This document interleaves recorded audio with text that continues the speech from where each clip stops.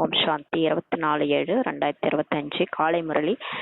ஓம் சாந்தி. பாப்தாதா மதுபன். பாபா சொல்றாங்க, இனிமையான குழந்தைகளே, நீங்கள் இந்த படிப்பின் மூலம் சாந்தி தாமத்தின் வழியாக தன்னுடைய சுகதாமத்திற்கு செல்கிறீர்கள். இந்த படிப்பு படிக்கிறது மூலமா பரந்தாமத்துக்கு போயிட்டு அப்புறமா அது வழியா நம்ம ஆத்மாக்கள் புள்ளி புள்ளியா அப்படியே போயிட்டு சொர்க்கத்துக்கு போக போறோம். இதுவே உங்களின் லட்சியமும் குறிக்கோளும் ஆகும்ன்றார். இதுதான் ஆத்மாக்களாகிய நம்மளுடைய லட்சியம், குறிக்கோள், ஏம், ஆப்ஜெக்ட். என்னன்னா போயிட்டு நம்ம பரந்தாமத்துக்கு போனோம், அப்புறம் சொர்க்கத்துக்கு போகணுன்றதான் நம்மளுடைய குறிக்கோள். இதை ஒருபோதும் மறக்க கூடாதுன்றாரு. கேள்வி: குழந்தைகளாகிய நீங்கள் சாட்சியாகி இந்த சமயத்தில் நாடகத்தின் எந்த காட்சியை இப்ப பார்த்து கொண்டிருக்கிறீங்கன்னு கேட்கிறாரு. பதில்: இந்த சமயத்தில் நாடகத்துல முழுமையாக துக்கத்தின் காட்சி நடக்கிறது. இப்ப கடைசி நேரம் இல்லையா, 5000 வருஷத்தினுடைய முடிவு இப்ப நடந்துட்டு இருக்குது. ஒரு பக்கம் நம்ம சங்கமேகத்துல இருந்தாலும் இன்னொரு பக்கம் கலியுகத்துல வெறும் துக்க காட்சிகள் தான் நம்ம பார்த்துட்டு இருக்கிறோம். அப்ப டிராமால இந்த சமயத்துல முழுமையாக துக்க காட்சி நடக்கிறதுன்றார். ஒருவேளை யாருக்காவது சுகம் இருக்கிறது என்றாலும் கூட அது அல்ப காலத்திற்காக தான், காகத்தின் எச்சத்திற்கு சமமானதாக தான் இருக்கும்ன்றாரு. ஒருவேளை ஒரு சில இடத்துல பாத்தீங்கன்னா எல்லாம் கொஞ்சம் ஜாலியா இருக்க மாதிரி இருக்கும். நல்லா இப்ப மேல இருந்து வந்த ஆத்மாக்கள், பரந்தாமத்துல இருந்து வந்த ஆத்மாக்கள், அவங்க சதோ ரஜோ தமோ கடக்கணும் இல்லையா, அதனால கொஞ்சம் சுகமா இருக்கிற மாதிரி இருக்கும். என்னதான் சுகம் அடைஞ்சாலும் அது அல்ப காலத்துக்கு தான்றாரு. அதாவது நிரந்தரமா இருக்காது சுகம்ன்றாரு. மற்றபடி துக்கமே துக்கம்தான்றாரு. முழு உலகம் இப்ப துக்கம் உலகம்ன்றதுனால எல்லாருக்கும் துக்கம் தான் இருக்கும்ன்றாரு. குழந்தைகளாகிய நீங்கள் இப்போது வெளிச்சத்திற்கு வந்திருக்கிறீங்க. ஆனா பாபா நம்மள வெளிச்சத்துக்கு கொண்டு வந்துருவார். இருள்ல இருந்து நீக்கி வெளிச்சத்துக்கு கொண்டு வந்திருக்கிறாரு. வினாடிக்கு வினாடி எல்லைக்கு அப்பாற்பட்ட சிருஷ்டி சக்கரம் சுற்றியபடி இருக்கிறதுன்ட்டு பாபா சொல்றாரு. செகண்ட் பை செகண்ட் இந்த டிராமா நடந்துட்டு இருக்குது. சுற்றி பேன் மாதிரி ஊறுதுன்னு வர அந்த மாதிரி நடந்துட்டு இருக்குது. ஒரு நாள் போல மற்றொரு நாள் இருப்பதில்லை என்பதை நீங்கள் அறிவீர்கள். இன்னைக்கு என்ன நடந்ததோ அது நாளைக்கு நடக்காது, நமக்கு தெரியும். முழு உலகத்தின் நடிப்பு மாறியபடி இருக்கிறதுன்ட்டு பாபா சொல்றாரு. புதிய காட்சி நடந்தபடி இருக்கிறதுன்ட்டு பாபா சொல்றாரு. 2 முறை ஓம் சாந்தி பாபா சொல்றாரு. ஓம் சாந்தி, ஓம் சாந்தி. 1, தந்தை சுய தர்மத்தில் நிலைத்திருக்கிறார். 1 பாபா ஓம் சாந்தி சொல்லிட்டு அவருடைய சுய தர்மம் சாந்தி, அதுலதான் நிலைச்சிருக்கிறாரு. மற்றொன்று குழந்தைகளுக்கும் கூட சொல்கிறார். நமக்கும் ஓம் சாந்தி ஏன் சொல்றாருன்னா, நீங்களும் அந்த சுய தர்மத்துல அமைதியா இருங்க, தனது சுய தர்மத்தில் நிலைத்திருங்கன்றாரு. நம்மளோட உண்மையான சுய தர்மமே பரந்தாமத்துல நம்ம அமைதியா இருந்தோம். நம்ம ஆத்மாக்கள் அமைதியா இருந்தோம். நம்மளோட சுய தர்மமே அமைதி தான். நம்ம அதை தேடி எங்கேயும் போக தேவையில்லை. நமக்குள்ளாரையே அந்த அமைதி இருக்கு, ஆத்மாவிலே அந்த சாந்தி நிறைஞ்சிருக்கு. அதனால ஓம் சாந்தி சொல்றாரு. மேலும் தந்தையை நினைவு செய்யுங்கள் என்று சொல்றாரு பாபா. நீங்க உங்களோட சுய தர்மத்துல நிலைச்சிருந்து என்னை நினைவு செய்யுங்கன்ட்டு பாபா சொல்றாரு. சுய தர்மத்தில் நிலைத்திருங்கள் என வேறு யாரும் சொல்ல முடியாது. எந்த ஒரு மனிதர்களும் சாது சன்னியாசிகளும் இந்த மாதிரி சொல்ல முடியாது. குழந்தைகளாகி உங்கள் புத்தியில் நிச்சயம் இருக்கிறதுன்றாரு. நிச்சய புத்தி விஜயந்தி. நமக்கு நிச்சயம் இருக்கு. பிரம்மாவோடலாம் வந்திருக்கிறது சிவபாபா, அவர் தான் நமக்கு பாடம் இருக்கிறாரு. அப்ப நிச்சய புத்தி உங்களுக்கு இருக்குன்னா வெற்றி உங்களுக்கு கண்டிப்பா கிடைக்கும்ன்றாரு. அவர்கள் தான் நிச்சய புத்தி உள்ளவர்கள் தான் வெற்றி அடைவார்கள்ட்டு பாபா சொல்றாரு. யார் நிச்சய புத்தியோட இருக்கிறாங்களோ அவங்க தான் வெற்றி அடைவாங்க. அவங்க தான் போய் சொர்க்கத்துல தேவதையா மாறுவாங்க. எதனுடைய வெற்றி அடைவார்கள்? தந்தையின் ஆஸ்தியினுடைய வெற்றியை அடைவாங்கன்றார். சொர்க்கத்திற்கு செல்வது அது தந்தையின் ஆஸ்தியை வெற்றி கொள்வதாகன்ட்டு பாபா சொல்றாரு. மற்றபடி பதவிக்கான முயற்சி சொர்க்கத்திற்கு கண்டிப்பாக செல்லதான் வேண்டும்ன்றாரு. இது சீச்சி உலகமாகும் என குழந்தைகள் அறிவீர்கள். மிகவும் அதிகமாக துக்கம் இப்ப வர இருக்குதுன்றாரு. இதுல மோசமான உலகம் இல்ல, இதுல 5 விகாரம் தான் நிறைஞ்சிருக்கு. அதனால இப்ப போக போக பாத்தீங்கன்னா மோசமான துக்கம் வருதுன்னு அப்படியே சாக்காரத்திலே சொல்லியிருக்கிறாரு. நாடகத்தின் சக்கரத்தை குறித்தும் கூட நீங்கள் அறிவீர்கள். நமக்கும் தெரியும் அந்த நாடகம் எப்படி சுத்துதுன்ட்டு. பல முறை பாபா வந்துள்ளார். தூய்மையாக்கி அனைத்து ஆத்மாக்களையும் கொசுக்களை போல அழைத்து செல்ல வந்திருக்கிறார். பிறகு தாமும் கூட நிர்வாணத்தில் சென்று வசிப்பார். நம்ம நிறைய போன கல்பம் கூட பாபா இப்படிதான் வந்தார்.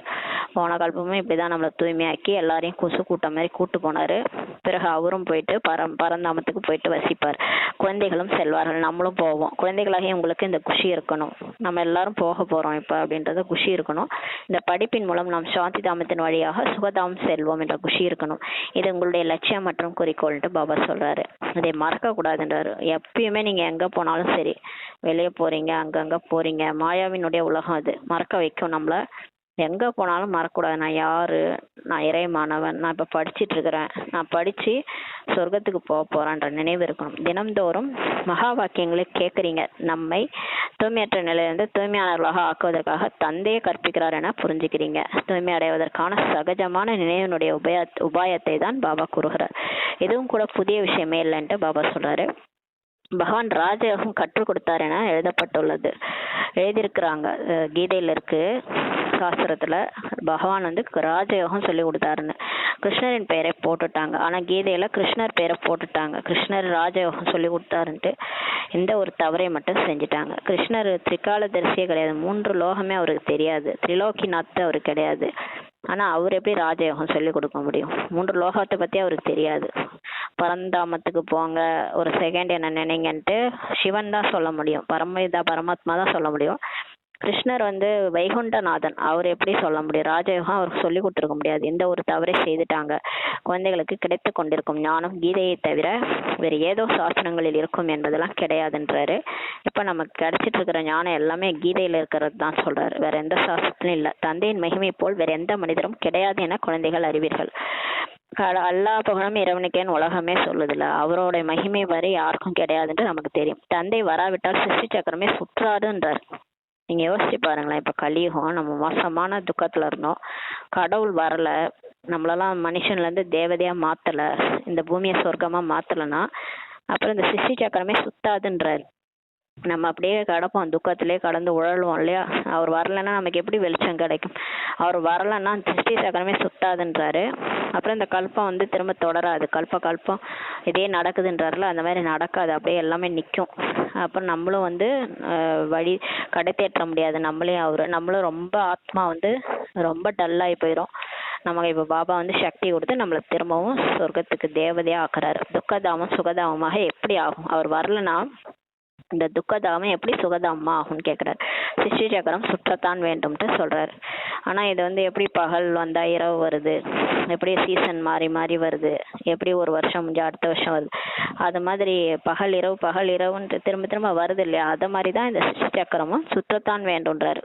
அது பிரம்மாவின் பகல், பிரம்மாவின் இரவு, சத்தியுகம், திரேதாயுகம், துவாபரயுகம், கலியுகம்ன்றது இந்த ஸ்வஸ்திக் சிம்பல் வந்து அது வந்து சுத்திக்கிட்டே இருக்குதுன்றாரு.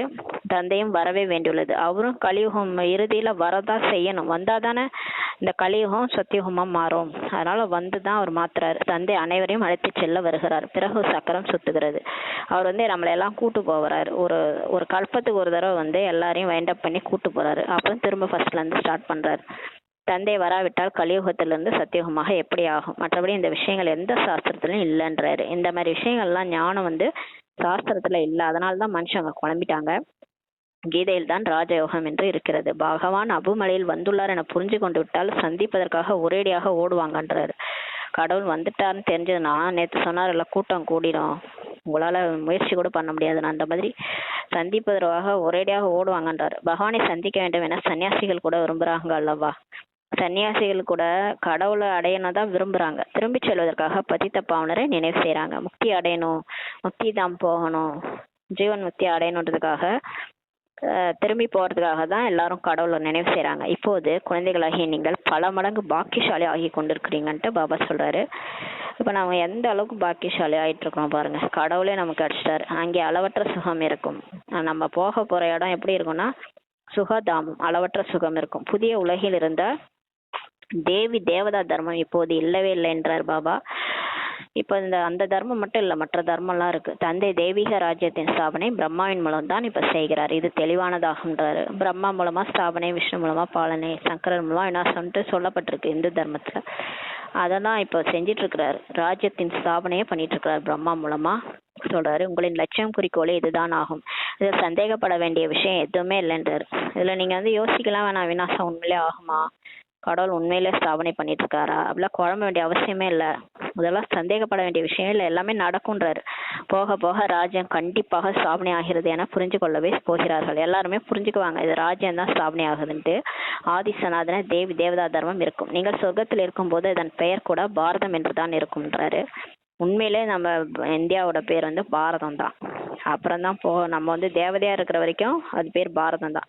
பிறகு நீங்கள் நரகத்திற்கு செல்லும் போது தான் அதோட பேர் இந்துஸ்தான் மாதிரி இப்ப இந்தியாவா மாறிடுச்சு. அப்படியே மருவி பேர் மாறணுவாங்களே அந்த மாதிரி ஆயிடுச்சுன்றாரு. இங்க எவ்வளவு துக்கமாக இருக்குதுன்ட்டு பாபா சொல்றாரு. பிறகு இந்த சிருஷ்டி கூட மாறுகிறது, பிறகு சொர்க்கத்தில் தான் சுகதாமம் ஆகிறது. இந்த ஞானம் குழந்தைகளாகிய உங்களுக்கு இருக்கிறதுன்ட்டு பாபா சொல்றாரு. உலகில் மனிதர்களுக்கு எதுவுமே தெரியாது. இந்த ஞானம்லாம் நமக்கு தெரிஞ்சிருக்கலாம், ஆனா மற்றவங்களுக்குலாம் ஒண்ணுமே தெரியாது. இப்போது காரிருள் நிறைந்த இரவாக இருக்குதுன்ட்டு தந்தை தாமே சொல்றாரு. இரவில் மனிதர்கள் அடி வாங்கியபடி இருக்கிறாங்க. குழந்தைகளாகிய நீங்கள் வெளிச்சத்துல இருக்கிறீங்க. இதையும் சாட்சியாகி புத்தியில் தாரணை செய்ய வேண்டும்ட்டு பாபா சொல்றாரு. ஒவ்வொரு வினாடியாக எல்லைக்கு அப்பாற்பட்ட சிருஷ்டியின் சக்கரம் இப்ப சுத்தியபடி இருக்கிறது. ஒரு நாள் போல இன்னொரு நாள் இருக்காது. முழு உலகின் நடிப்பும் இப்ப மாறியபடி இருக்குதுன்றாரு. புதிய காட்சி நடந்தபடி இருக்கிறது. இன்னைக்கு நடந்தது நாளைக்கு நடக்காதுல. ஒன்னொன்னும் ஒரு மாதிரி சீன் டெய்லியுமே நம்ம வாழ்க்கையில வேற சீன் தான் நடக்குது. புதிய காட்சி நடக்குது. இந்த சமயம் முழுமையான துக்கத்தின் காட்சி தான் உள்ளது. ஆனா இந்த டைம் நம்ம வெளி உலகமே பார்க்கணும்ல. நம்ம ஒரு பக்கம் வீட்டுல ஒரு பக்கம் துக்கம் அப்படி இப்படி இருந்தாலும் வெளி உலகம் ரொம்ப மோசமா இருக்குது. ஒரு ஆக்சிடென்ட் அது இதுன்னு அது எல்லாமே ரொம்ப கஷ்டமா இருக்கு பாக்குறதுக்கு. முழுமையான துக்கத்தின் காட்சி தான் இப்ப இருக்குன்றாரு. சுகம் இருந்தாலும் காகத்தின் எச்சத்திற்கு அளவுதான்றாரு. சுகமே இருந்தா கூட அது ரொம்ப கம்மி தான்றாரு. மற்றபடி துக்கமே துக்கம் தான் இந்த உலகம்ன்றாரு. இந்த பிறவியில் ஏதோ பேரளவுக்கு சுகம் இருக்கலாம், பிறகு அடுத்த பிறவியில் துக்கம் வரும்ன்றாரு. அவங்க ஒருவேளை எல்லாரும் நல்லா ஜாலியா இருக்கிற மாதிரி தெரிஞ்சா கூட அவங்க இந்த பிறவி முடிஞ்சு அடுத்த பிறவில அவங்களுக்கு துக்கம் வந்துரும்ன்றாரு. ஏன்னா இது துக்கதாமம் இல்லையா, அதனால போக போக துக்கம் அதிகரிக்கும். இப்போது குழந்தைகளாகிய உங்கள் புத்தியில் இது இருக்கிறது. இப்போது நாம் நம்முடைய வீட்டுக்கு செல்கிறோம். ஆனா நமக்கு இந்த உலகம் மேல எல்லையற்ற வைராக்கியம். வேணாம், இனிமே நம்ம பிறக்கக்கூடாது, இதோட லாஸ்ட் பர்த், அதை முடிச்சுட்டு நம்ம பறந்தாம போகணுன்றது நம்ம எண்ணத்துல வருது. இப்போது நாம் நம்முடைய வீட்டுக்கு செல்கிறோம். இதில் தூய்மை அடைவதற்கான முயற்சி இப்ப செய்யணும். இப்ப நம்ம வாழறது இந்த கலியுகம் தான். ஆனா அங்க சங்கமேகத்துல நம்ம பாபா கொண்டு வந்துட்டாரு. இருந்தாலும் நம்ம கொக்குகள் கூட வாழ்ந்தா கூட நம்ம அன்னப்பறவை மாதிரி இருந்து நம்ம எல்லாத்துலயும் தூய்மை அடைவதற்கான முயற்சியை செய்யணுன்றாரு. ஸ்ரீ லட்சுமி நாராயணர் ஆவதற்கான ஸ்ரீமத் தான் நமக்கு வழி கொடுத்திருக்கிறார். கடவுளே வந்திருக்கிறார். ஸ்ரீ வந்திருக்கிறாரு. அவர் தான் தந்தை. அவர் நம்மளை ஸ்ரீ ஆக்கிறதுக்காக, லட்சுமி நாராயணர் ஆக்கிறதுக்காக உயர்ந்த வழியை இப்ப கொடுத்திருக்கிறார். அததான் அந்த ஸ்ரீமத், அதை தான் நம்ம ஃபாலோ பண்ணணும். ஸ்ரீமத்ன்றது ஒன்றும் கிடையாது. இந்த முரளியில என்ன பாயிண்ட், எல்லா பாயிண்ட்டுமே ஸ்ரீமத் தான். எப்படி பேசணும், எப்படி சாப்பிடணும், எப்படி நடக்கணும், எப்படி குடிக்கணும், எப்படி பாபாவை நினைக்கணும், எல்லார்கிட்டையும் எப்படி பழகணும், எல்லாமே இந்த முரளியில சொல்லிடுறாரு. அதுதான் ஸ்ரீமத், உயர்ந்த வழி. அந்த வழிதான் அதை ஃபாலோ பண்ணோம்னா நம்ம லட்சுமி நாராயணன் ஆயிடலாம். இதே மன வழி பிற வழியில போனோம்னா நம்ம இங்கே தான் இருக்கணும், மனுஷனாவே தான் இருக்கணும். வக்கீல் பாடம் சொல்பவர், வக்கீல் ஆகுங்கள் என்று சொல்றாங்க இல்லையா. வக்கீல் சொல்றாரு வக்கீல் ஆகுங்கள். இப்போது தந்தையும் சொல்றாரு ஸ்ரீமத் படி நடந்து என்று தேவதை மாதிரி இப்படி ஆகுங்கள்ட்டு சொல்றாரு. தன்னைத்தானே இப்ப கேட்க வேண்டும். எனக்குள் எந்த அவகுணமும் இல்லை தானேன்ட்டு கேட்கணும். இந்த சமயத்தில் தேவதைகள் பாடம் செய்யறாங்க. குணமற்ற என்னுள் எந்த குணமும் இல்லை, நீங்கள் தான் இரக்கம் காட்ட வேண்டும் என்று தேவதைக்கு முன்னாடி போய் பாடுறாங்க. இரக்கம் என்றால் கருணை காட்டுங்கன்ட்டு பாடுறாங்க. பாபா சொல்கிறார், குழந்தைகளே நான் யாருக்கும் இரக்கம் காட்டுவதே இல்லைன்ட்டு பாபா சொல்றாரு. இரக்கம் ஒவ்வொருவரும் தமக்கு தாமே காட்ட வேண்டும்ன்றாரு. இப்போ அவர் என்ன செய்ய முடியும், அவருக்கு உடம்பே கிடையாது. உடல் சம்பந்தப்பட்ட எந்த விஷயத்தையும் அவரால் தலையிட முடியாது. இப்போ ஒரு நோய் வருதுன்னா அவர் நம்ம உடம்புல இருக்கிற நோயை போக்க முடியுமா? எதுவும் செய்ய முடியாது. நம்ம பண்ண கர்மாவினுடைய ரிசல்ட் தான் அது, அந்த நோய் கர்ம போகம். அதை நம்ம நோயா அனுபவிக்கிறோம். அவருக்கு உடம்பே கிடையாது. அவர் என்ன பண்ண முடியும்? அவர் மேல இருந்து சக்தி தான் கொடுக்க முடியும், அவ்வளவுதான். ஆத்மாவுக்கு சக்தி கொடுப்பாரு. மற்றபடி ஆத்மா சக்திசாலியா இருந்து அந்த எல்லாத்தையும் அனுபவிச்சுட்டு போயாகணும். அதனால இரக்கம் காட்டணும்னா உங்க மேலே இரக்கம் காட்டுங்க. நீங்க முதல்ல என்ன நினைங்கன்றாரு. அவர் நினைச்சாலே பாவம் போயிடும். அப்புறம் அந்த உடலை விட்டு நம்ம போறதுக்கு சக்தி வந்துடும். இந்த நாடகம் உருவாகி உள்ளதுன்றாரு. இரக்கமற்ற ராவணன் உங்களை துக்கத்தில் உள்ளாக்குகிறார். இந்த டிராமா இந்த மாதிரி உருவாகி இருக்குன்றாரு. நம்ம துக்கத்துல வந்தோம்னா அந்த கருணையே இல்லாத அந்த மாயாவால தான் இப்படி வந்தோம். இதுவும் நாடகத்தில் பதிவாகி உள்ளதுன்றாரு. இதில் ராவனுடைய குற்றம் எதுவுமே இல்லைன்றாரு. அதாவது இது ஒரு டிராமா. ஃபர்ஸ்ட் பாபா நம்மள தேவதையாக்குவாரு. அப்புறம் இந்த ராவணன் அரை கல்பம் 2500 வருஷம். அந்த ராவணன்றது மாயா. அந்த காமம், கோபம், பற்று, ஆசை, அகங்காரம் நம்மள இந்த மாதிரி கெட்டவங்களாக்கி மனுஷனா மாத்திருது. திரும்ப பாபா தேவதையாக்குறாரு. இதுல மாயாவோட குற்றமும் எதுவும் இல்லைன்றாரு. தந்தை வழி மட்டும்தான் காண்பிக்கிறார். இதுவே அவரது கருணை ஆகுன்றார். நம்ம மேல அவர் எப்படி கருணை வைக்கிறாருன்னா ஸ்ரீமத் கொடுக்குறாரு. குழந்தைகளே இந்த மாதிரி இருங்க, இந்த மாதிரி இருந்தீங்கன்னா உங்களுக்கு பிரச்சனை வராதுன்னு சொல்றாரு. அதை நம்ம ஃபாலோ பண்ணணும். ஃபாலோ பண்ணா நமக்கு பிரச்சனை வராது. மற்றபடி இந்த ராவண ராஜ்யம் மீண்டும் நடக்கும்ட்டு பாபா சொல்றாரு. நாடகம் அனாதியானது இல்லையா. ராவணனின் மீது குற்றம் இல்லை. அதை சொல்லுவாங்கல்ல, உன்னை சொல்லி குற்றம் இல்லை என்று. அது மாதிரி ராம ஆண்டாலும் ராவணன் ஆண்டாலும் எனக்கு ஒரு கவலை இல்லைன்னுவாங்க. அந்த மாதிரி இந்த 2500 வருஷம் நம்ம நல்லா வாழறோம். 2500 வருஷம் இந்த மாயாவுடைய ராஜ்யம். அதனால யார் மேலேயும் பழி போட முடியாது, எல்லாமே டிராமா அந்த மாதிரி அனாதியா உருவாக்கப்பட்டிருக்கின்றாரு. ராவணன் மீது குற்றமில்லை, மனிதர்கள் மீது குற்றமில்லை, சக்கரம் சுற்றத்தான் வேண்டும்ட்டு பாபா சொல்றாரு. இதெல்லாம் காலம் செய்த கோலமடின்ற மாதிரி எல்லாம் காலத்தின் மேல நம்ம பழிய போட்டுற வேண்டியதான். இந்த நாடக சக்கரம் இப்படி சுத்தி தான் ஆகணும், யார் மேலேயும் குத்தம் இல்லைன்றாரு. ராவணனிடமிருந்து விடுவிப்பதற்காக தந்தை யுக்தியை சொன்னபடி இருக்கிறார். ஆனா பாபா வந்து எப்படி தப்பிக்கணும்ன்ற வழியை சொல்றாரு. ராவணன் வழிப்படி நீங்கள் எந்த அளவு பாவத்மாக்களா இப்ப ஆகிருக்கிறீங்க, இப்போது பழைய உலகமாக இருக்குது, பிறகு கண்டிப்பாக புதிய உலகம் வரும்ட்டு பாபா சொல்றாரு.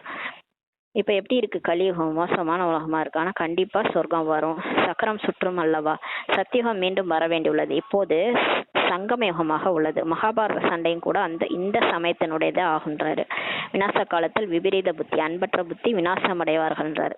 யார் கடவுளை நினைக்கலையோ கடைசி காலத்துல அவங்க வந்து கஷ்டம்ன்றாரு. அவங்க வந்து பாஸ் ஆகி வர்றது கஷ்டம், இது நடக்க வேண்டியுள்ளது. மேலும் நாம் விஜயந்தி வெற்றியாளர்கள் சொர்க்கத்தின் எஜமானரா இப்ப ஆக போகிறோன்றாரு.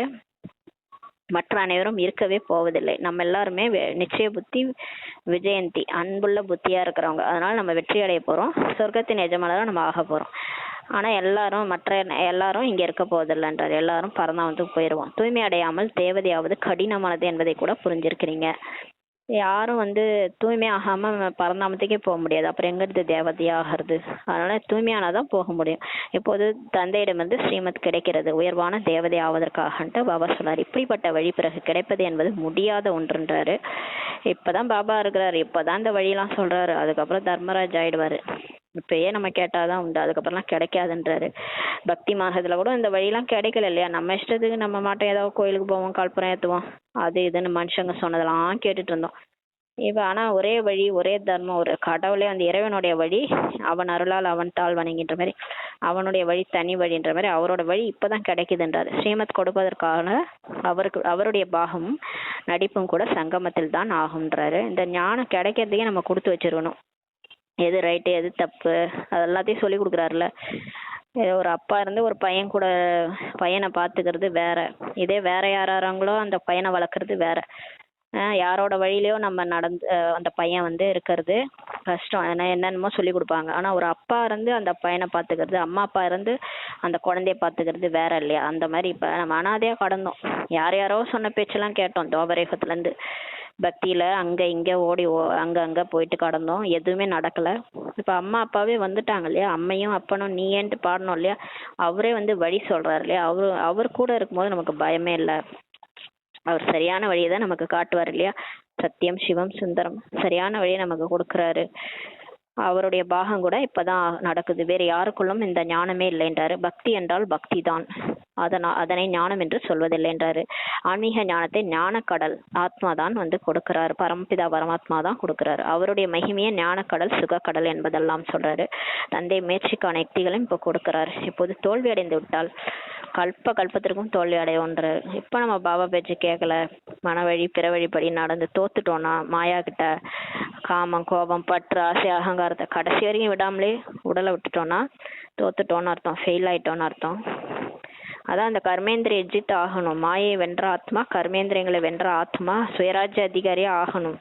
ஏதோ ஒண்ணு கர்மேந்திரம் ஏமாத்திருச்சுன்னா கூட கண்ணு காது மூக்கு வாயின்னு நம்ம ஃபெயிலு, நம்ம பிரஜை ஆயிடுவோம். அதனால கல்பமா இப்ப தோத்தீங்கனாலும் கல்பமா தோத்துருவீங்கன்றாரு. நிறைய அடி விழும் என்ற இந்த சிந்தனையை புத்தியில் வைக்க வேண்டும்ன்றாரு.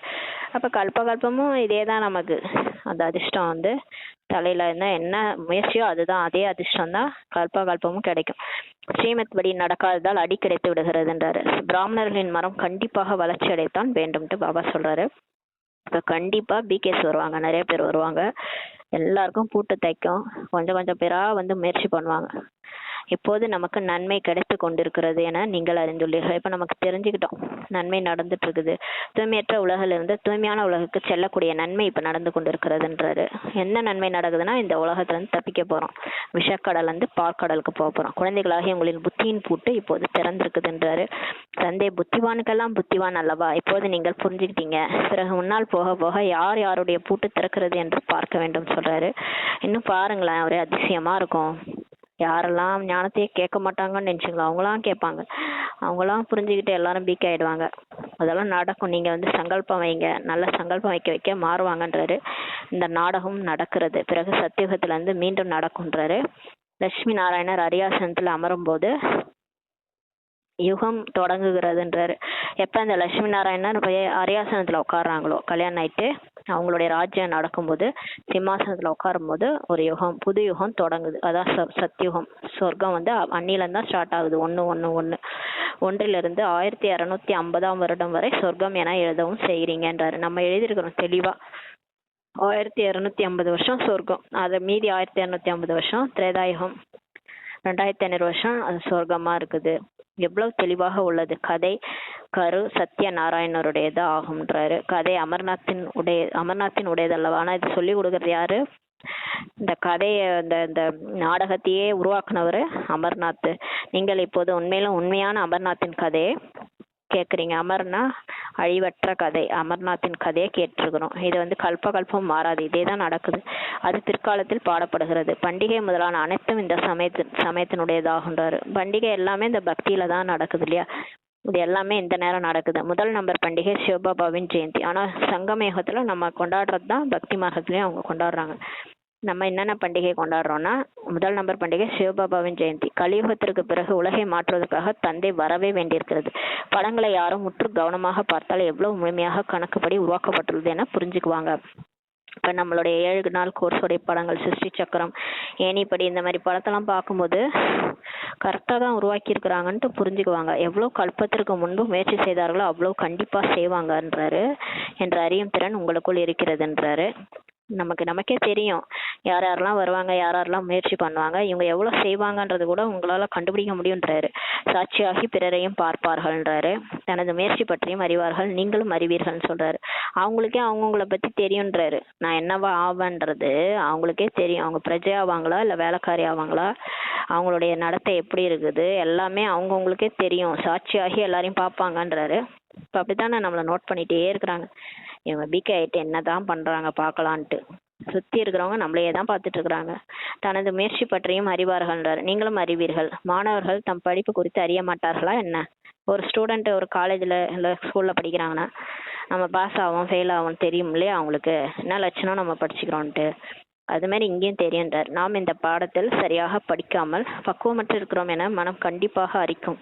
பிறகு தோல்வி அடைந்து விடுவார்கள்ன்றாரு. பரீட்சையின் சமயம் சரியாக படிக்காதவர்களுக்கு இதயம் துடித்தபடி இருக்கும் இல்லையா. இப்போ ஸ்கூலில் கூட எக்ஸாம் எழுதும்போது சரியாக படிக்கலைன்னா கொஸ்டின் பேப்பர் பார்த்தோன்னே அழுக வந்துடும், இதயம் வேற துடிக்கும், ஐயோ ஃபெயில் ஆகிடும் உங்களுக்குதுன்ட்டு. அந்த மாதிரி இங்கேயும் நம்ம சரியாக படிக்கலை, ஞானத்தை வந்து கோட்டை விட்டுட்டோம், படிக்கிற டைம்லலாம் விட்டுட்டு ஞானத்தை சரியாக கேட்காம விட்டுட்டோம், படிக்காமல் விட்டுட்டோம், அமிர்த வேலையை செய்யாமல் விட்டுட்டோம். இப்போ கடைசி நேரத்தில் இதயம் துடிக்கும். குழந்தைகளாகிய நீங்களும் கூட காட்சிகளை பார்ப்பீர்கள், ஆனால் தோல்வி அடைந்தே விட்டால் என்னத்தான் செய்ய முடியுன்றாரு. காட்சியெல்லாம் நம்ம பார்ப்போம், ஆனால் அந்த டைமில் நம்ம இந்த மாதிரி ஆக போகிறோம்னு தெரியும் போது கஷ்டம் இல்லையா. பள்ளியில் தேர்ச்சி பெற தவறிவிட்டவர்கள் மீது பெற்றோரும் கோபம் கொள்கிறாங்க இல்லையா. ஸ்கூலில் பாஸ் ஆகலைன்னா அப்பா அம்மா திட்டுறாங்க, ஆசிரியரும் கோபித்து கொள்வார். அவள் டீச்சரும் திட்டுவாங்க, என்னடா உனக்கு எவ்வளோ சொல்லி கொடுத்தேன் ஃபெயில் ஆயிட்டேன்ட்டு திட்டுவாங்க, எல்லாரும் திட்டுவாங்க சேர்ந்து. நம்முடைய பள்ளியிலிருந்து குறைவானவர்கள் தேர்ச்சி பெற்றால் ஆசிரியர் அவ்வளவு நன்றாக சொல்லிக் கொடுப்பதில்லைன்னு வேற சொல்லுவாங்க. ஆகையால் குறைவானவர்கள் தேர்ச்சி பெற்றிருக்காங்க என புரிந்து கொள்ளலாம் என்று வேற சொல்லுவாங்க. ஸ்கூலில் சொல்லுவாங்க, இந்த ஆசிரியர் சரியாக சொல்லித்தரல, அதனால தான் கொஞ்சம் பேர் தான் பாஸ் ஆகிருக்காங்க, மீதி எல்லாம் ஃபெயில் ஆகிட்டாங்கன்ட்டு ஆசிரியரை திட்ட ஆரம்பிச்சிருவாங்க. சென்டரில் யார் யார் நல்ல ஆசிரியர்கள் இருக்கின்றனர், எப்படி கற்பிக்கின்றனர் என பாபாவும் கூட அறிவார். இப்போ பாபா வந்துட்டாரு. இப்போ நம்ம பாஸ் ஆனோன்னா எல்லாரும் பாஸ் ஆவாங்க, நம்ம ஃபெயில் ஆனோன்னா நம்ம சொல்லி கொடுத்தவங்க எல்லாரும் ஃபெயில் ஆயிடுவாங்க. அதனால சொல்றாரு, நம்மளே சரி சென்டரில் யார் யாரெல்லாம் நல்ல ஆசிரியர்கள்ட்டு பாபா பார்க்குறாராம். எப்படி கற்பிக்கிறாங்கன்ட்டு வேற பாபாவுக்கு தெரியுமா. அனைத்தும் தெரிந்து விடுன்றாரு. மேகங்களை அழைத்து வர வேண்டும் என பாபா சொல்றாரு. சிறு குழந்தைகளை அழைத்து வந்தால் அவர்களின் மீது பற்று இருக்கும், தனியாக வர வேண்டும்ன்றாரு. மதுபனுக்கு வரணும், மதுபனுக்கு வந்து மழை பொழியணும். இப்போ நம்ம சென்டர் கூட எங்கேயாவது போய் சேவை பண்ண போறோம்னா கூடவே நம்ம கூட இருக்கிறவங்களெல்லாம் கூட்டிட்டு போயிடக்கூடாது. குழந்தையெல்லாம் இருக்கு வீட்டிலனா கூட்டு போகக்கூடாது, ஏன்னா அவங்க மேலே பற்று இருக்கும் இல்லையா. குழந்தைகள் மேலே பற்று இருந்தால் நம்மளால எந்த வேலையும் ஒழுங்காக செய்ய முடியாது. தனியாக வரணுன்றாரு. அப்போது புத்தி நல்ல விதமாக ஈடுபட்டு இருக்குன்றாரு. அப்போதான் புத்தி வந்து நல்ல விதமாக ஈடுபட்டு இருக்கும். குழந்தைகளை அங்கும் கூட வீட்டில் பார்த்து கொண்டு தானே இருக்கிறாங்கன்றாரு. சென்டர்லலாம் கூட்டு வரக்கூடாது, வீட்டில் இருந்தா நீங்கள் நல்லா தானே பார்த்துட்டு இருக்கிறீங்க, அப்புறம் சென்டருக்கும் எது கூட்டு வரீங்கன்றாரு. இந்த பழைய உலகம் சுடுகாடாக ஆக உள்ளது என தந்தை சொல்றார். புதிய வீடு கட்டுறார்கள் என்றால் புத்தியில் இருக்கிறது அல்லவா, புதிய வீடு கட்டப்பட்டு கொண்டிருக்கிறதுன்ட்டு. வேலை முதலானவைகளை செய்தபடி இருக்கிறாங்க இல்லையா, ஆனால் புத்தி புதிய வீட்டின் பக்கம் தான் இருக்கும் இல்லையா. இப்போ பழைய வீடு இடிஞ்சு விழுது, அதை இடிச்சிட்டு புது வீடு கட்டும்போது நமக்கு என்ன வரும் இல்லையா, புது வீடு கட்டிட்டு இருக்கிறோம், நல்லா இருக்குது, அது பக்கமே தான் புத்தி போகும் இல்லையா. அது மாதிரி சொல்றாரு. இப்ப இந்த பழைய உலகம் சுடுகாடாக போகுது, அமைதியாக அமர்ந்து விடுவதில்லை. அது எல்லைக்குட்பட்ட விஷயம், இது எல்லைக்கு அப்பாற்பட்ட விஷயம். அனைத்து காரியங்களும் செய்தபடி நினைவு இருக்க வேண்டும்ன்றாரு. பழைய உலகத்துல தான் நம்ம இருக்கிறோம், இருந்தாலும் நம்ம எல்லா வேலையும் செஞ்சுக்கிட்டே இருந்தாலும் பாபா நினைவு இருந்துகிட்டே இருக்கணும். சொர்க்கத்துக்கு போக போறோன்ற நினைவு இருந்துகிட்டே இருக்கணும். இப்போது நாம் வீட்டுக்கு சென்று பிறகு தனது ராஜ்யத்திற்கு வரப்போகிறோம்ட்டு பாபா சொல்றாரு. அப்போது அபாரமான குஷி இருக்கும். அதாவது நம்ம சாக போறோம்னு நினைச்சா பயமா இருக்கும். இதே நான் இந்த உடலை விட்டு போறேன், பரந்தாமத்துக்கு போறேன், திரும்ப சொர்க்கத்துக்கு வரப்போறேன்னு நினைக்கும் போது அந்த பயம்லாம் இருக்காது, அபாரமான குஷி இருக்குன்றாரு. அதை நீங்க கற்பனை பண்ணி பார்க்கும்போது ஜாலியா இருக்கும். தந்தை சொல்கிறார், குழந்தைகளே, உங்கள் குழந்தைகள் முதலானவர்களை பார்த்து கொள்ளவும் தான் வேண்டும். பாபா உடனே அப்படியே எல்லா கர்ம கணக்கையும் டக்கு டக்குன்னு முடிக்க மாட்டாரு. நமக்குன்னு இருக்கிற கர்ம கணக்கெல்லாம் நம்ம தான் பார்க்கணும் இல்லையா. அதனால நம்ம அதெல்லாம் முடிஞ்சாதான் நம்ம போறோம். அது வரைக்கும் பாபா நினைவுல எல்லா வேலைகளையும் செய்யணும். குழந்தைகளையும் பார்த்துக்க தான் வேணும். ஆனால் புத்தி அங்கே பாபாவிடம் ஈடுபட்டு இருக்கு. நீங்க குழந்தைகளை நீங்க குளிப்பாட்டுறீங்க, சேவை செய்யறீங்க, எல்லாம் பண்ணிக்கிட்டே பாபாவை நினைச்சுக்கிட்டே செய்யணும். நினைவு செய்யவிட்டால் பிறகு தூய்மையா அடைய முடியாது. பாபாவை நினைக்கலன்னா உங்களால தூய்மையாக முடியாது. தூய்மையானாதான் லட்சுமி நாராயணன் ஆக முடியும். நினைவின் மூலம் தூய்மை, ஞானத்தின் மூலம் வருமானம் கிடைக்குதுன்றார். பாபா நினைக்க நினைக்க தூய்மை சக்தி நிரம்புது. ஞானத்தை படிக்க படிக்க வருமானம், செல்வம் நிறையுது. இங்கே அனைவருமே தூய்மையற்றவர்கள் தான்றார். இரு கரைகள் இருக்கின்றன. பாபாவை படக்கோட்டி என்று சொல்றாங்க, ஆனால் அர்த்தத்தை புரிஞ்சுக்கிறதே இல்லை. அவர் இக்கரையில இருந்து அக்கறை கூட்டிட்டு போறாரு, அதனால்தான் அவர் படக்கோட்டின்னு சொல்றாங்க.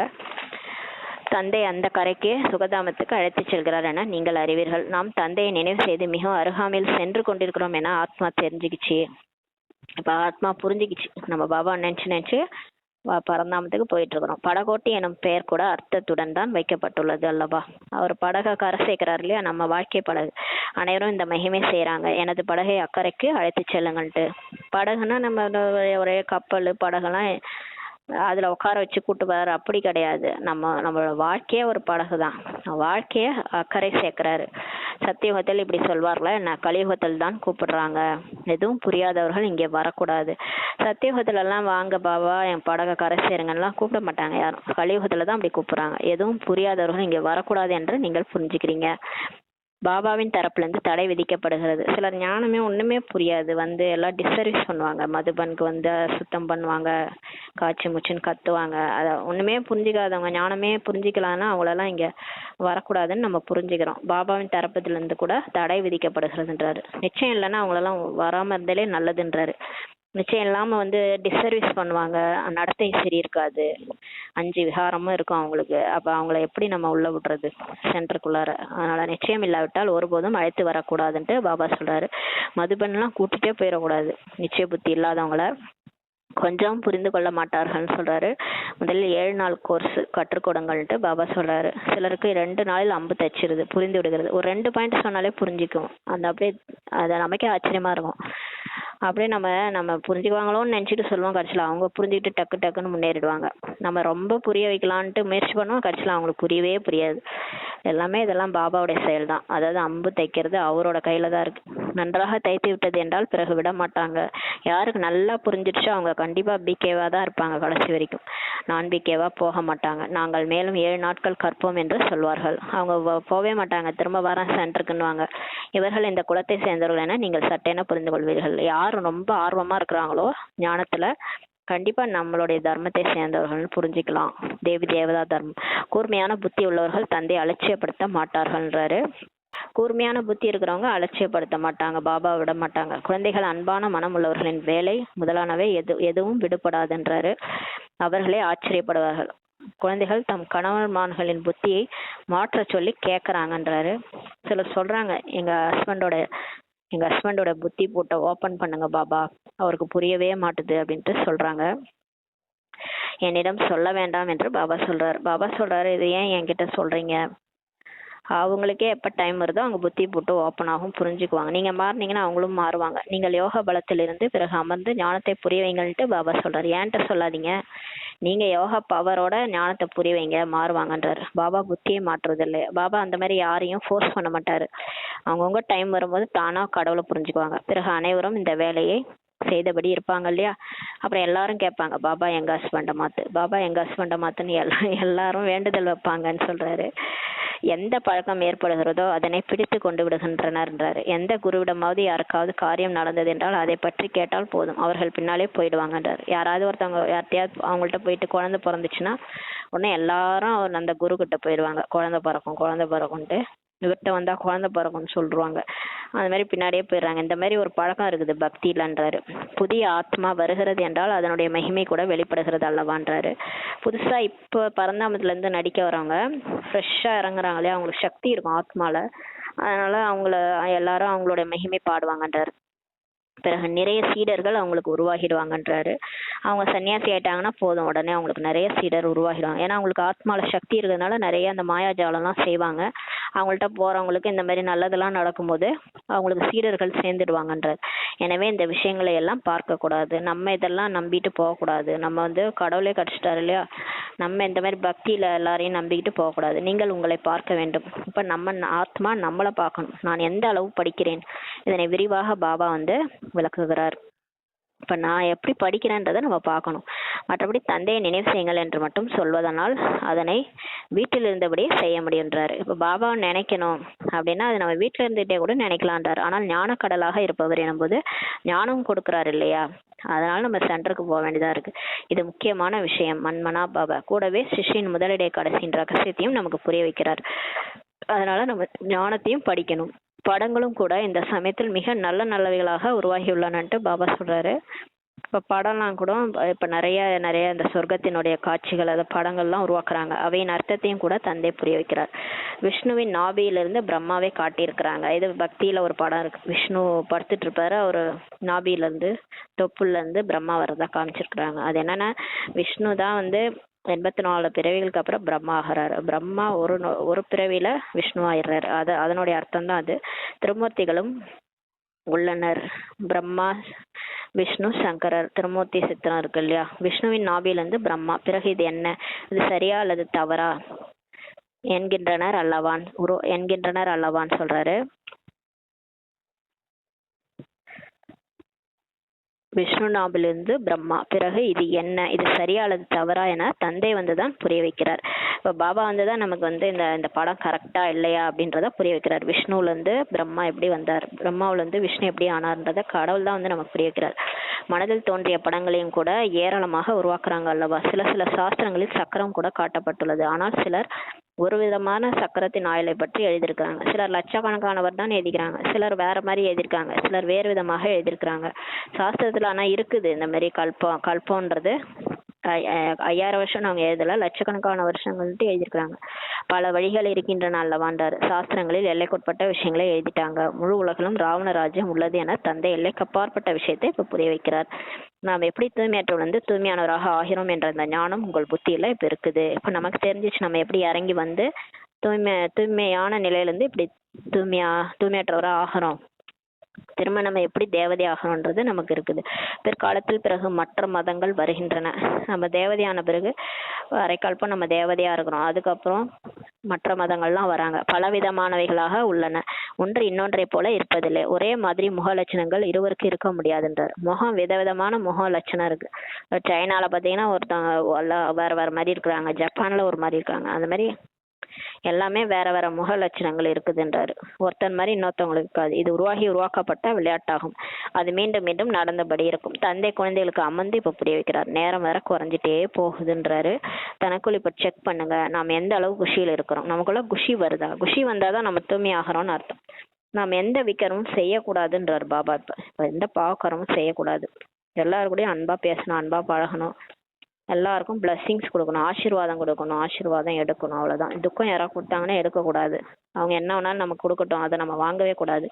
நம்ம வந்து ஆசீர்வாதம் மட்டும் கொடுக்கணும். இதுல ரொம்ப ரொம்ப ஜாக்கிரதையா இருக்கணும். புயல் காற்றுகள் வரவே செய்யும், ஆனா மாயா விடாது. ஏதாவது பிரச்சனை வந்துகிட்டே இருக்கும் நமக்கு. தந்தை வந்து புரிய வைக்கிறார். குழந்தைகளே, உள்முகம் உள்ளவர்களாகி தனது சார்ட்டை வைத்தீர்கள் என்றால் என்னென்ன தவறுகள் ஏற்படுகின்றனவோ அவைகளை உணர முடியுன்றார்.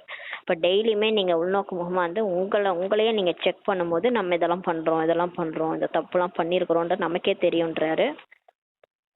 இது யோகா பலத்தின் மூலம் தன்னை மன்னித்துக் கொள்வது போலாகுன்றாரு. இந்த மாதிரி நீங்கள் சார்ட் வைக்க வைக்க யோகா பண்ணி அதிகமாக யோகா பண்ணி உங்களை நீங்களே மன்னிச்சுக்கிறீங்கன்றாரு. இப்போ பாபா மன்னிப்பாருன்னா மன்னிக்க மாட்டார். இப்போ நான் இன்னைக்கு ஒருத்தவங்க நல்லா திட்டேன், பாபாட்ட போய் மன்னிப்பு கேட்குறேன், பாபா என்னை மன்னிச்சிரு, அந்த ஆத்மாவுக்கு துக்கம் கொடுத்துட்டேன், பாபா மன்னிப்பாரா? மன்னிக்க மாட்டார். அதுக்கு பதிலாக என்ன பண்ணலான்னா, இன்னைக்கு ஒரு 2 மணி நேரம் யோகா பண்ண, நாளைக்கு ஒரு 4 மணி நேரம் யோகா பண்ணுங்க, அதுதான் உங்களை நீங்களே மன்னிச்சுக்கிறதுன்றாரு.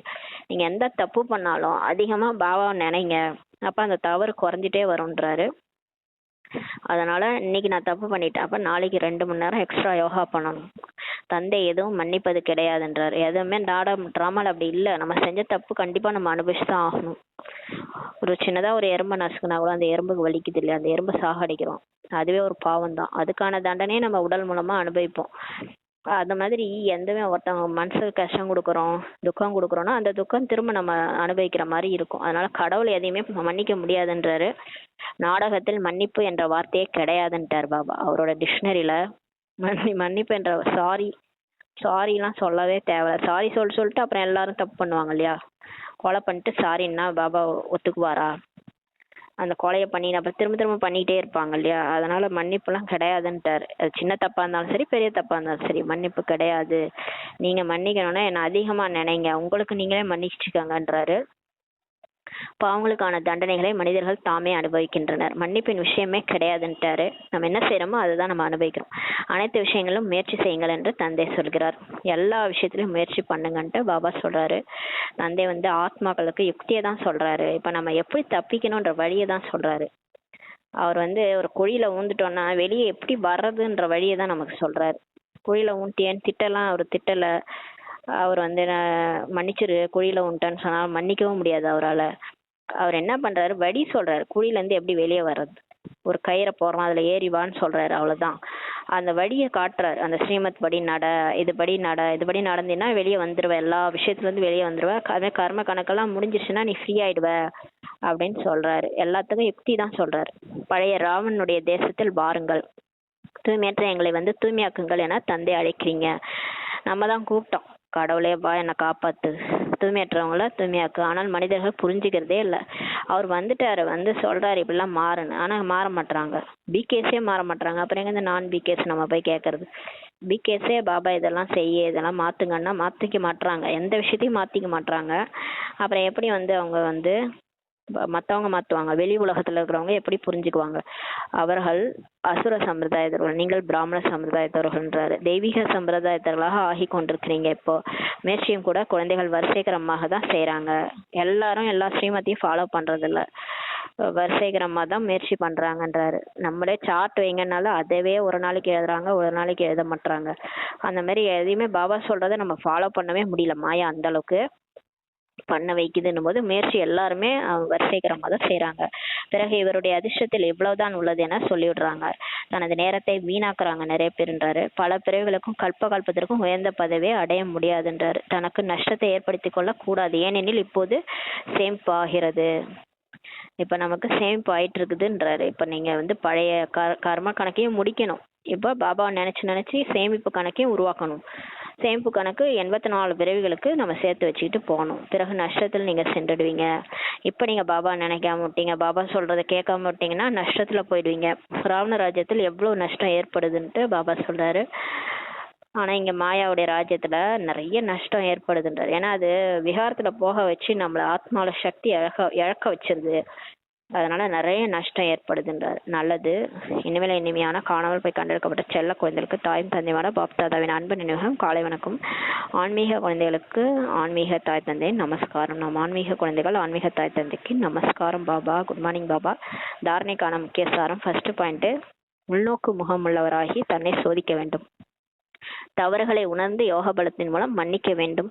தனது முயற்சியை செய்ய வேண்டும்ன்றாரு. 2வது பாயிண்ட், தந்தையிடமிருந்து கிடைக்கும் வழியில் முழுமையாக நடந்து தன் மீது தானே இரக்கம் காட்டணும். சாட்சியாகி தனது மற்றும் பிறருடைய முயற்சியும் பார்க்கணும். ஒருபோதும் தனக்குத்தானே நஷ்டத்தை ஏற்படுத்தி கொள்ள கூடாதுன்ட்டு பாபா சொல்றாரு. வரதானம்: உலக நன்மைக்கான விஸ்வ கல்யாண விருப்பத்தின் மூலமாக ஒவ்வொரு ஆத்மாவின் பாதுகாப்பிற்கான திட்டத்தை உருவாக்கக்கூடிய உண்மையான கருணை உள்ளமுடையவர்களாக ஆகுகன்ற வரதானம் கொடுக்குறாரு. நிகழ்கால நேரத்தில் அநேக ஆத்மாக்கள் தனக்கு அமங்கலம் அக்கல்யாணம் நடப்பதற்கு தானே காரணமாக ஆகிட்டு இருக்கிறாங்கன்றாரு. இப்போ இந்த டைம்ல நிறைய பேர் அவங்க வாழ்க்கையை அவங்களே யானை தன் தலையில மண்ணை வாரி போட்டுக்கொண்ட மாதிரி அவங்களுக்கு கல்யாணம் நடக்கிறதுக்கு அவங்களே காரணமா ரீசனா இருக்கிறாங்கன்ட்டு பாபா சொல்றாரு. அவர்களுக்காக கருணை உள்ளமுடையவராகி ஏதேனும் திட்டமிடுங்கள்ட்டு பாபா சொல்றாரு. சிலர் தற்கொலை எல்லாம் பண்ணிக்கிறாங்களே, சிலர் தற்கொலை பண்றாங்க, சண்டை போட்டுக்கிறாங்க, வீட்டுல எல்லாருக்கிட்டையும் சண்டை போட்டுக்கிறாங்க, அவங்களே அவங்களோட கர்மாவால அவங்களே கெட்டு போறாங்க. அந்த மாதிரி இருக்கிற ஆத்மாக்களுக்கு கருணை உள்ளமுடையவங்களாகி ஏதாவது திட்டமிடுங்கன்றாரு. எந்த ஒரு ஆத்மாவின் நடிப்பை பார்த்தும் தாங்கள் தொந்தரவு அடையாதீர்கள், ஆனால் அதற்கு பதிலாக அதுல இருந்து பாதுகாப்பிற்கான வழியை யோசிங்க. இப்ப அவங்கள பார்த்து நம்மளும் இவங்க ஏன் இப்படி இருக்கிறாங்க அப்படின்னு டென்ஷன் ஆகாதீங்க. அதுக்கு பதிலாக அவங்களுக்கு ஏதாவது பாதுகாப்பதற்கான வழியை யோசிங்கன்றார். இதெல்லாம் நடக்கத்தான் செய்யும், மரம் என்றால் உதிரத்தான் செய்யும் என்பது கிடையாது. வரும் தடைகளுக்கு முடிவு கட்டுங்கள்ன்ட்டு சொல்றாரு. இது இப்படிதான் நடக்கும், மரம்னு இருந்தா உதிரதான் செய்யும், அப்படி கிடையாது. பிகேஸே சிலர் அப்படி நடப்பாங்களோ, எதுக்கு சொல்றாருன்னே தெரியல. பிகேஸே அந்த மாதிரி இருந்தாங்கன்னா டென்ஷன் ஆகாதீங்க, ஆனா அவங்கள உயர்த்துங்க, அவங்களுக்கு பாதுகாப்புக்கான வழியை யோசிங்கன்றாரு. வரும் தடைகளுக்கு இப்ப முடிவு கட்டுங்கன்றாரு. விஸ்வ கல்யாணக்காரி மேலும் விக்ன விநாசக் என்று என்ன பட்டங்கள் கிடைத்திருக்கின்றதோ, இப்போ உங்களுக்கு என்ன பட்டம்னா, நீங்க உங்க சொமான் பாபா கொடுத்துருக்காருல, விஸ்வ உலகத்துக்கே நன்மை செய்யக்கூடியவங்க, நம்ம தடைகளை வென்றவர், விக்ன விநாசக், இந்த பட்டங்கள்லாம் நமக்கு கிடைச்சிருக்கு இல்லையா, அதன் அனுசாரம் எண்ணம் சொல் செயலில் கருணை உள்ளமுடையவராகி சூழ்நிலை மாற்றம் செய்வதற்கு உதவியாளராக ஆகுங்கள்ன்றாரு. இப்ப இந்த பட்டத்தின் அனுசாரம் நம்ம எண்ணம் சொல் செயல்ல கருணை உள்ளமுடையவரா மாறுங்கன்றார். மாற்றி சூழ்நிலையை மாத்துங்க, மாற்றுறதுக்கு உதவியாளரா ஆகுங்க. அவங்க இப்படி இருக்கிறாங்களே, அவங்க இப்படி டென்ஷன் ஆகுறாங்க, இப்படி நடக்கிறாங்க, அவங்களுக்கு அவங்களே கெட்டது பண்ணிக்கிறாங்கன்ட்டு அவங்கள பார்த்து நீங்க என்ன இப்படி இருக்கிறாங்கன்னு நினைக்காம அவங்கள கருணை உள்ளமுடையவராகி நீங்க அவங்களுக்கு ஒரு பிளான் போட்டு அவங்களுக்குன்னு சக்தி பாபாட்ட இருந்து வாங்கி கொடுத்து அவங்களையும் மாத்துங்க, உதவியாளரா ஆகுங்கன்றாரு. சூழ்நிலையை மாத்துங்கன்றாரு. ஸ்லோகன்: யார் புத்தியின் மீது கவனம் என்ற காவலாலை போடுறாங்களோ, கண்காணிக்கிறாங்களோ, அவர்களே கர்மயோகியாக ஆக முடியுன்றார். இப்போ புத்தி தான் நம்மளை டைவர்ட் பண்ணுது போல இருக்குது எல்லா விஷயத்துலையும். இப்போ ஏதாவது ஒரு வேலைன்னா அந்த வேலையிலேயே அந்த புத்தி போகுது, பாபாவே நினைக்க மாட்டோம் இல்லையா. அந்த புத்தி மீது ஒரு காவலாளி போடுங்க, அதுதான் எங்கெங்கேயோ அலப்பாயுது. அதனால புத்தி ஒரு காவலாளி, ஒரு சோல்ஜர் மாதிரி புத்திக்கு போட்டு கண்காணிச்சிங்கன்னா, அதை அப்படியே கண்ட்ரோலிங் பவர்ல அப்படியே கொண்டு வந்தீங்கன்னா அப்போ நீங்க கர்மயோகி ஆயிடுவீங்க. அப்போ பாபா நினைவுல இருந்து அந்த வேலையை செய்ய அந்த வேலையெல்லாம் சக்சஸ் ஆயிடும்ன்றாரு. அவ்யக்த சமிஞ்ஞை: சங்கல்ப சக்தியை, எண்ணங்களின் சக்தியை சேமிப்பதன் மூலமாக உயர்ந்த சேவைக்கு கருவியாக ஆகுங்கள். கடைசி காலகட்டத்தில் சோதனை தாளின் கடைசி கேள்வி ஒரு நொடியில் முற்றுப்புள்ளி வைப்பதற்கானதாக தான் இருக்கும்ன்றாரு. நமக்கு டெஸ்ட் பேப்பர் டெய்லி வருது இல்லை, அதில் எல்லாத்துலேயும் அந்த கடைசி கேள்வி என்ன, கடைசி கொஸ்டின் என்னவா இருக்கும்னா, எது நடந்தாலும் ஒரு செகண்ட்ல ஃபுல் ஸ்டாப் வைக்கணும். இப்போ வாழ்க்கையில எது வேணாலும் நடக்கும், அது நம்ம கேள்வியே போடக்கூடாது. இது ஏன் அப்படி நடக்குது, இது எனக்கு ஏன் அப்படி நடந்தது, இது நடந்துடக்கூடாது, இந்த கடவுள் கருணே இல்லை, ஏன்னா நான் பிகே தானே, எனக்கே இப்படி நடக்குது, அந்த மாதிரி நம்ம கேள்வி ஆச்சரியக்குரியதெல்லாம் போடாம ஒரு செகண்ட்ல ஃபுல் ஸ்டாப் வைக்கணுன்றாரு. அதுதான் அந்த சோதனை தாளின் கடைசி கேள்வின்றாரு. இதன் அடிப்படையில் தான் நம்பர் கிடைக்கும். நீங்க யார் ஃபுல் ஸ்டாப் வச்சுட்டு அமைதியா இருக்கிறீங்களோ அவங்களுக்கு தான் நம்பர் கிடைக்கும்ன்றாரு. ஒரு நொடியை தாண்டி எடுத்துக்கொண்டால் தோல்வி அடைந்தவராக ஆவீங்க. ஒரு செகண்டுக்கு மேல நம்ம யோசிச்சு கம்மா கொஸ்டின் மார்க் எல்லாத்தையும் போட்டு அப்புறம் தான் ஐயா ஆமா இது ட்ராமா அதனால இப்படி நடக்குது அப்புறமா நம்ம ஃபுல் ஸ்டாப் வைக்கிறோம்னா நம்ம ஃபெயிலுன்றாரு பாபா. எப்போ பாஸ்னா அந்த ஒரு செகண்டுக்குள்ளாரியே ஃபுல் ஸ்டாப் வைக்கிறவங்க பாஸு, ஃபர்ஸ்ட் நம்பர் 108 போக முடியும். ஒரு செகண்டுக்கு மேலே போயிடுச்சுன்னா அவங்க ஃபெயிலுன்ட்டாரு. அதாவது எது நடந்தாலும் ஃபுல் ஸ்டாப் வைக்கணுன்ட்டாரு. ட்ராமா பாபா, ட்ராமா நான் ஆத்துமா அப்படின்னு புள்ளி வச்சிடணும். ஒரு தந்தை மற்றும் நான் மூன்றாவதாக எந்த ஒரு விஷயமும் வரக்கூடாதுன்றாரு. நான் இதை செய்வேன், இதை பார்த்து கொள்வேன், இது நடந்ததா அல்லது நடக்கவில்லையா, இவ்வாறு எந்த எண்ணமும் வரக்கூடாதுன்றாரு. நானு பாபா அவ்வளவுதான்.